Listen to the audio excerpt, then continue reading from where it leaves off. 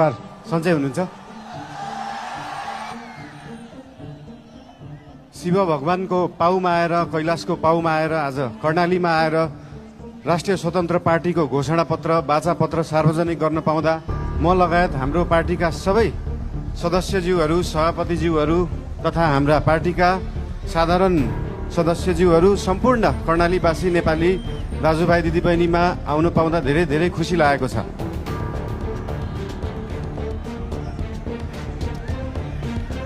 कर्णाली यो देशको सबैभन्दा ठुलो ताल, रारा ताल, राजा महेन्द्रले भन्नुभयो जस्तो स्वर्गकी अप्सरा भएको ठाउँमा आउन पाउँदा धेरै खुसी लागेको छ।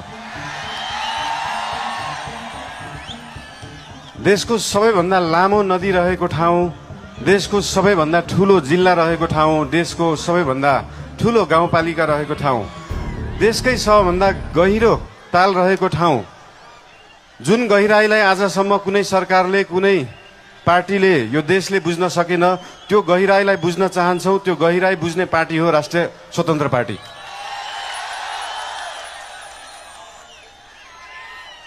आजको दिनमा डोल्पाको सुन जस्तो मानिने यार्सा गुम्बा विश्वभरि पुग्न सक्छ, तर कर्णालीको स्याउ र मार्सी चामल त्यही चितवन र झापा पुग्न सक्दैन।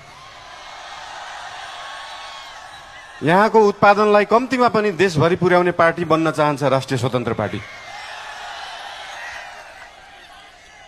आफैमा यो सिन्जा भ्याली सिभिलाइजेसन, सिन्जा उपत्यका सभ्यता भएको ठाउँ, नेपाली भाषाको उद्गम स्थल, खस भाषाको उद्गम स्थल, यहाँ आफ्नै भाषा छ, आफ्नै लिपि छ, आफ्नै चित्रकला छ, आफ्नै नाचगान छ, आफ्नै जात्रा पनि छ। यो सबै भयो भने एउटा सभ्यता मानिन्छ।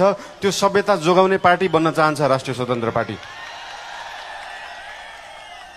जसरी काठमाडौँ महानगरपालिकामा हाम्रो नेवा सभ्यताको नाचगान, त्यहाँको लिपि, त्यहाँको बाजागाजा, त्यहाँका मूर्त अमूर्त सम्पदालाई हामीले जोगाएर राखेका छौँ, त्यसरी नै यहाँ कर्णालीको सभ्यतालाई हामी जोगाएर राख्न चाहन्छौँ र त्यो जोगाउने पार्टी हो राष्ट्रिय स्वतन्त्र पार्टी।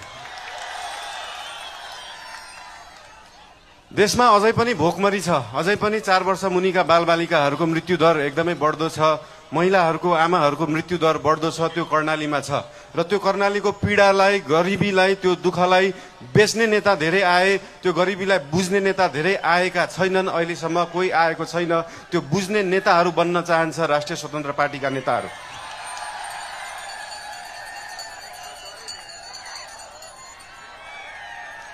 यहाँको पर्यटन, यहाँको सम्भावना, यहाँको कृषि, यहाँको खेतीपाती, यहाँको आय आर्जन सबै वृद्धि गर्न पाऊँ, तपाईहरूको आशीर्वाद लिन पाऊँ।